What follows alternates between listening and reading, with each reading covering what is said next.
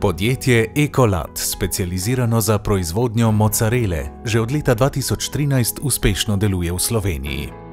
Podjetje zaposluje 38 delavcev, večinoma iz lokalnega okolja, in dosega visoko dodano vrednost na zaposlenega, ki znaša več kot 75.000 evrov. S 97% izvozom proizvodnje, predvsem v Italijo, je podjetje postalo ključni dobavitelj na italijanskem trgu. Od leta 2017 je podjetje v lasti italijanske družbe Sabeli, drugega največjega proizvajalca mocarele v Italiji. Z nenehnimi investicijami v trajnost, kot je naložba v predobdelavo odpadnih voda leta 2019, Ecolad skrbi za okolje in prispeva k zmanjšanju vplivov na naravo.